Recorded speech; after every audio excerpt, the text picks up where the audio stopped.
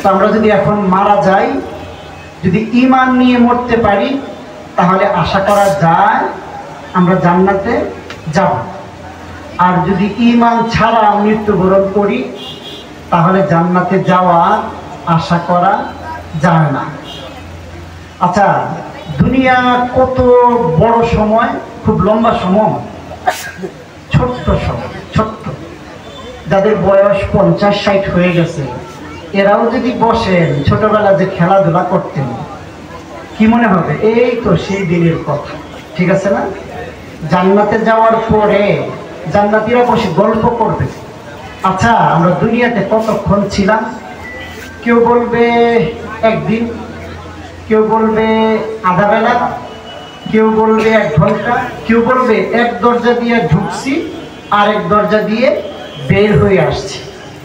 ব্যাপারটা এরকমই, দুনিয়াটা এরকমই। আর আখিরাতের জীবন শুধু শুরুটা আছে, শুধু শুরুটা আছে, কোনোদিন শেষ হবে না, কোনোদিন না। এটার জন্য এটাকে বলা হয় অনন্তকাল, যার কোনো অন্ত নাই, শেষ নাই। তো সেখানে যারা ঈমান নিয়ে যাবে তারা কোথায় থাকবে? জান্নাতে। سيدنا وحبيبنا ومولانا محمدا عبده ورسوله صلى الله تعالى عليه وعلى آله وأصحابه وأزواجه وأهل بيته أجمعين. قال الله تعالى: أعوذ بالله من الشيطان الرجيم. بسم الله الرحمن الرحيم. يا أيها الذين آمنوا بالله ورسوله. صدق الله العظيم. شبيك درشري قل اللهم صل على سيدنا ونبينا وشفيعنا وحبيبنا ومولانا محمد صلى الله تعالى عليه وعلى آله وأصحابه وبارك وسلم. اللهم صل على سيدنا ونبينا وشفيعنا وحبيبنا ومولانا محمد صلى الله تعالى عليه وعلى آله وأصحابه وبارك وسلم. আলহামদুলিল্লাহ, মালিকের দরবারে লাখ লাখ শুকরিয়া, যিনি আমাদেরকে মুসলমান মা বাবার মাধ্যমে মুসলমান বানায়, ইমানদার বানায় এই দুনিয়ায় পাঠাইছেন। এই জন্য সবাই শুকরিয়া আদান করি আলহামদুলিল্লাহ। অনেক শিক্ষিত, অনেক ধনী মানুষ, অনেক বিজ্ঞানী, ডক্টর, ইঞ্জিনিয়ার মা বাবা হিন্দু হওয়ার কারণে হিন্দু হয়ে গেছে, মা বাবা খ্রিস্টান হওয়ার কারণে নিজেও খ্রিস্টান হয়ে গেছে, মা বাবা ইহুদি হওয়ার কারণে নিজেও ইহুদি হয়ে গেছে। তো আমরা যদি ইহুদি মা বাবার মাধ্যমে, হিন্দু মা বাবার মাধ্যমে, খ্রিস্টান মা বাবার মাধ্যমে দুনিয়ায় আসতাম, জ্ঞান বুদ্ধি খাটাই পড়ালেখা করে কোরআন হাদিস গবেষণা করে মুসলমান হইতে পারতাম কি না, এই ব্যাপারটা আমাদের জানা নাই। আল্লাহ তাআলা দয়া মায়া করে মুসলমান মা বাবার মাধ্যমে মুসলমান বানায়ে, ইমানদার বানায়ে দুনিয়ায় পাঠাইছেন। এটা কি শুকরিয়া আদায় করা দরকার না? কারা মনে করেন শুকরিয়া আদায় করা দরকার? একটু হাত তোলেন তো দেখি। আলহামদুলিল্লাহ, সবাই বলি আলহামদুলিল্লাহ। দেখেন, দুনিয়া আছে, দুনিয়া হয়তো আরো অনেকদিন থাকবে, কিন্তু আপনি আমি কতক্ষণ থাকবো এটার কোনো গ্যারান্টি নাই। এখনো মারা যাইতে পারে, হইতে পারে না। মানুষ মাহফিলে আসছে, এরপরে আর বাড়ি ফিরতে পারে নাই, এরকম ঘটনা আছে না? বহু আছে। তো আমরা যদি এখন মারা যাই, যদি ঈমান নিয়ে মরতে পারি, তাহলে আশা করা যায় আমরা জান্নাতে যাব। আর যদি ঈমান ছাড়া মৃত্যুবরণ করি, তাহলে জান্নাতে যাওয়ার আশা করা যায় না। আচ্ছা, দুনিয়া কত বড় সময়, খুব লম্বা সময়, ছোট্ট সময়, ছোট্ট। যাদের বয়স 50-60 হয়ে গেছে, এরাও যদি বসেন ছোটবেলা যে খেলাধুলা করতেন, কি মনে হবে? এই তো সেই দিনের কথা, ঠিক আছে না? জান্নাতে যাওয়ার পরে জান্নাতীরা বসে গল্প করবে, আচ্ছা আমরা দুনিয়াতে কতক্ষণ ছিলাম? কেউ বলবে একদিন, কেউ বলবে আধা বেলা, কেউ বলবে 1 ঘন্টা, কেউ বলবে এক দরজা দিয়ে ঢুকছি আর এক দরজা দিয়ে বের হয়ে আসছি। ব্যাপারটা এরকমই, দুনিয়াটা এরকমই। আর আখিরাতের জীবন শুধু শুরুটা আছে, শুধু শুরুটা আছে, কোনোদিন শেষ হবে না, কোনোদিন না। এটার জন্য এটাকে বলা হয় অনন্তকাল, যার কোনো অন্ত নাই, শেষ নাই। তো সেখানে যারা ঈমান নিয়ে যাবে তারা কোথায় থাকবে? জান্নাতে। নবীজির একটা হাদিস, হাদিসের সামারিটা সংক্ষিপ্ত, সময় অত্যন্ত অল্প, সারাংশটা বলি হাদিসের, শুনবেন আপনারা? হাদিসটা বলবো, কারা কারা শুনবেন একটু হাত তুলেন তো দেখি। মাশাআল্লাহ, আলহামদুলিল্লাহ। বাংলাটা বলি। নবীজি বলতেছেন,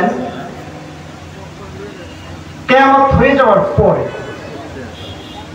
দুনিয়াতে সকল মানুষ যখন মৃত্যুবরণ করবে, কবর দেশে সবাই চলে যাবে, আর কোনো মানুষ থাকবে না। এরপরে আবার আল্লাহ তাআলা মানুষকে জীবিত করবেন।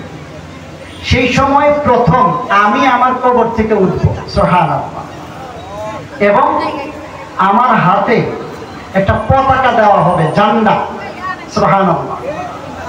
নবীজি বলতেছেন শুধু এটাই না, সর্বপ্রথম জান্নাতের দরজায় যে ব্যক্তি হাত রাখবে সেই ব্যক্তিটা হইলাম আমি, সুবহানাল্লাহ। তবে নবীজি এটাও বলছেন, এতে আমার অহংকার করার বা গর্ব করার কিছু নাই। এরপরে নবীজি বলেন যে আমি জান্নাতে যখন ঢুকবো, ঢোকার সাথে সাথে আল্লাহকে জান্নাতে আমি হাজির নাজির পাবো, আল্লাহকে দেখতে পাবো, আল্লাহ তাআলাকে আমি সামনে পাবো, সুবহানাল্লাহ। আল্লাহ তাআলাকে দেখে আমি আল্লাহর কুদরতি পায়ে আল্লাহর সামনে সেজদায় পড়ে যাব, সুবহানাল্লাহ, এবং বলবো, হ্যাঁ ইয়া আল্লাহ তুমি আমার, নবীজি বলতেছেন যে সেজদায় পড়ে যাব, সেজদায় পড়ে আমি দোয়া করতে থাকবো। তো আল্লাহ ডাক দিয়ে বলবেন, দোস্ত, হাবিব, বন্ধু, মাথা উঠাও, তুমি কি চাও? তুমি যা চাও আমি তাই দিব। তুমি যদি কারোর জন্য সুপারিশ করতে চাও করো, আমি তোমার সুপারিশ কবুল করব। তুমি যার জন্য সুপারিশ করবা আমি তার জন্যই সুপারিশ করব। নবীজি বললেন, তখন আমি মাথা উঠাবো, উঠায় বলবো, ইয়া আল্লাহ আমার উম্মত, আমার উম্মত, আমার উম্মত। আল্লাহ বলবেন, রাসূল, বন্ধু, হাবিব, দোস্ত, তুমি যাও, হাসরের ময়দানে যাও, গিয়ে দেখো তোমার যে সমস্ত উম্মতের অন্তরে জবের একটা দানা পরিমাণ ঈমান আছে, যারা একটা জবের দানা পরিমাণ ঈমান নিয়ে মৃত্যুবরণ করতে পারছে, তুমি এদেরকে এনে জান্নাতে প্রবেশ করা দাও, সুবহানাল্লাহ। ঈমানের দাম আছে তাহলে। তো নবীজি বলেন, আমি যখন আমার একদল উম্মতকে, যাদের অন্তরে জবের একটা দানা পরিমাণ ঈমান বিদ্যমান ছিল, এদেরকে নিয়ে জান্নাতে প্রবেশ করাবো, ঠিক তখনও আল্লাহ তাআলাকে হাজির পাবো, সুবহানাল্লাহ। তো আল্লাহ তাআলার পায়ে, আল্লাহ তাআলার সামনে আমি আবার সেজদায় পড়ে যাব। তখন আল্লাহ বলবেন, দোস্ত, হাবিব, মাথা উঠাও, তুমি যা দোয়া করবা আমি সব কবুল করব। তুমি যদি কারোর জন্য সুপারিশ করতে চাও করো, তুমি যে সুপারিশ করবা এটাই আমি মঞ্জুর করব, সুবহানাল্লাহ। নবীজি মাথা উঠাবেন, উঠায় বলবেন, ইয়া আল্লাহ আমার উম্মত, আমার উম্মত, আমার উম্মত। আল্লাহ বলবেন, যাও, হাসরের মাঠে যাও, গিয়ে দেখো তোমার যে সমস্ত বান্দার উম্মতের অন্তরে, তোমার যে সমস্ত উম্মতের অন্তরে জবের অর্ধেক দানা পরিমাণ ঈমান বিদ্যমান আছে, অর্ধেকটা জবের দানা পরিমাণ ঈমান নিয়ে মৃত্যুবরণ করছে, এদেরকে নিয়ে তুমি জান্নাতে প্রবেশ করা, সুবহানাল্লাহ। আল্লাহ তুমি আমাদেরকেও কবুল করো। তো নবীজি এভাবে কিয়ামতের মাঠ থেকে যারা অর্ধেকটা জবের দানা পরিমাণ ঈমান নিয়ে মৃত্যুবরণ করতে পারছে, এদেরকে এনে জান্নাতে প্রবেশ করা হয়। যখন ওনাদেরকে জান্নাতে প্রবেশ করাতে নিজে ঢুকবেন, তখনও আল্লাহকে দেখতে পাবেন। নবীজি বলতেছেন, তখনও আমি আল্লাহর সাক্ষাৎ পাবো এবং আল্লাহর সেজদায় লুটিয়ে পড়বো। আল্লাহ আবার বলবেন, দুস্থ হাবিব মাথা উঠাও, কি চাও তুমি? তুমি যা চাইবে আমি তাই দিয়ে দিব। তুমি যদি কারোর জন্য সুপারিশ করতে চাও করো, আমি তোমার সুপারিশ মঞ্জুর করব। তখন নবীজি মাথা উঠাবেন, উঠাই আবার একই কথা। তার কথা? নিজের কথা, আমার আপনার কথা। নবীজি বলবেন, আল্লাহ আমার উম্মত, আমার উম্মত, আমার উম্মত। আল্লাহ বলবেন, হাবিব যাও যাও, আপনার যে সমস্ত উম্মতের অন্তরে সরিষার দানা পরিমাণ ঈমান বিদ্যমান আছে, এদেরকে এনে আপনি জান্নাতে ঢুকাই দেন। সুবহানাল্লাহ। নবীজি যাবেন এবং যারা সরিষার দানা পরিমাণ ঈমান নিয়ে মৃত্যুবরণ করতে পারছে, এদেরকে এনে জান্নাতে ঢুকাই দেবেন। তাহলে ঈমানের দাম আছে কি না? আছে। ঈমানের দরকার আছে, আছে না? কারা কারা ঈমানের দরকার আছে বলে মনে করেন? একটু হাত তুলে দেখি। মাশাআল্লাহ, আলহামদুলিল্লাহ। তাহলে ঈমানের হেফাজত করা লাগবে না? ঈমান নিয়ে মৃত্যুবরণ করা লাগবে না? ঈমান নিয়ে মরতে হবে না? শয়তান সবচাইতে যে জিনিসটার মধ্যে আক্রমণ করে বেশি, এটা কি? ঈমানের মধ্যে। ঈমান সবসময় শয়তান লুট করতে চায়, ঈমানটাকে শয়তান সবসময় শেষ করে দিতে চায়। আপনি ভালো কাজ করতেছেন, খুব ভালো, হাজী সাহেব, গাজী সাহেব, রোজাদার, তাহাজ্জুদ গুজার, পীরের মুরিদ, সব ঠিক আছে, কিন্তু ঈমান যদি আপনার ঠিক না থাকে তাহলে এর কোনো দাম নাই। এই জন্য শয়তান কিভাবে ঈমান নষ্ট করে, কোন কোন কাজ ঈমানকে বিলকুল শেষ করে দেয়, এটা আমাদের জানা দরকার না? জানবেন সবাই? জানবেন? কারা কারা জানতে চান? আল্লাহু আকবার, মাশাআল্লাহ। পরে মানবেন তো ইনশাআল্লাহ। তিনটা জিনিস ঈমানকে বরবাদ করে দেয়, শেষ, কোনো অস্তিত্ব রাখে না। এই তিনটা জিনিস আমাদের জানার দরকার না? এক নাম্বার শিরক। এক নাম্বার কি? শিরক। শুধু নিজেরা শুনলেই হবে না, বাড়িতে এই কথাগুলো নিয়ে যেতে হবে। খালি আপনি একলা একলা জানাতে যাবেন? আপনার মা, আপনার বাবা, আপনার বিবিসা, সন্তানাদি এদের জান্নাতে যাওয়া লাগবে না? তাহলে এই ওয়াজটা বাড়িতে যাও করতে হবে। পারবেন না ইনশাআল্লাহ? চেষ্টা করবেন। তো তিন জিনিস ঈমানকে বিলকুল শেষ করে দেয়। এক নাম্বার শিরক। শিরক শব্দের অর্থ হচ্ছে শরীক করা, অংশীদার সাব্যস্ত করা। আল্লাহর সাথে কাউকে শরীক করা। আরো স্পষ্ট করে বলতে গেলে আল্লাহর যে সিফাতগুলো আছে, ক্ষমতার সিফাতগুলো আছে, এইগুলোর মধ্যে কাউকে ভাগ দিয়ে দাও, এটা কি? শিরক। যেমন সকল ক্ষমতার মালিক কে? আল্লাহ।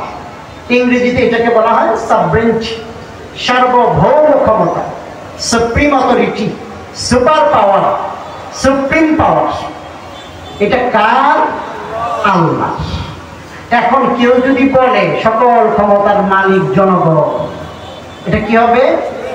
শিরক। মানুষ কখনো সকল ক্ষমতার মালিক হতে পারে না। আরে মানুষ সকল ক্ষমতার মালিক তো দূরে থাক, মানুষ তো নিজের মৃত্যুটাই জানে না। জানে নাকি? ঠেকাইতে পারে, নিজের অসুস্থতা ঠেকাইতে পারে। মানুষের কিছু আছে, আরে কিছুদিন আগে আমাদের বাংলাদেশের প্রধানমন্ত্রী, এত পুলিশ, এত কিছু, এত জনবল, এত শক্তি, এরপরে ক্ষমতাটা ধরে রাখতে পারলো না। ঠিক আছে না? তাহলে মানুষের ক্ষমতা আছে নাকি আসলে? হ্যাঁ, মানুষের ক্ষমতা বলতে কিছুই না। সব ক্ষমতার মালিক কে? আল্লাহ। আল্লাহ। ইন্নাল্লাহ আলা কুল্লি শাইইন কাদির। সকল ক্ষমতার মালিক আল্লাহ। কুলিল্লাহুম্মা মালিকাল মুলক তুতিল মুলকা মান তাশা ওয়া তানজিউল মুলকা মিম্মান তাশা ওয়া তুইজ্জু মান তাশা ওয়া তুযিল্লু মান তাশা বিয়াদিকাল খায়র ইন্নাকা আলা কুল্লি শাইইন কাদির। আল্লাহ যাকে চান সম্মান দেন, যাকে চান অসম্মান করেন। আল্লাহ যখন চান রাত্রি দান করেন, আল্লাহ যখন চান দিন করে দেন। কথা ঠিক আছে কিনা? সুস্পষ্ট কথা, সময় কম। ঈমানকে যে জিনিস বিলকুল বরবাদ করে দেয় এটা হচ্ছে শিরিক। তাহলে আপনারা শিরিক করবেন, জীবন গেলেও আমরা কি করব না? শিরিক করব না। কারা কারা একমত?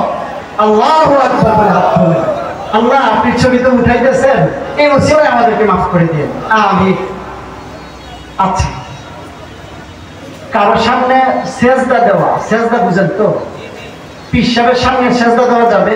এই যে চরমানের পীর সাহেব হুজুর আসতেছেন, ওনার সামনে সেজদা দেওয়া যাবে ওনাকে? হ্যাঁ, মাথা নোয়ানো যাবে না। উনি কি বুজুর্গ মানুষ, আল্লাহর ওলি মানুষ। উনি যতক্ষণ পর্যন্ত আমাদেরকে কোরআন সুন্নাহ অনুযায়ী চলতে বলেন আমরা ওনার কথা মানব। যদি উনি কোরআন সুন্নাহর খেলাফ কোনো আদেশ দেন আমরা মানবো নাকি? কোনোদিন মানব না। ঠিক আছে না? যতদিন উনি কোরআন সুন্নাহ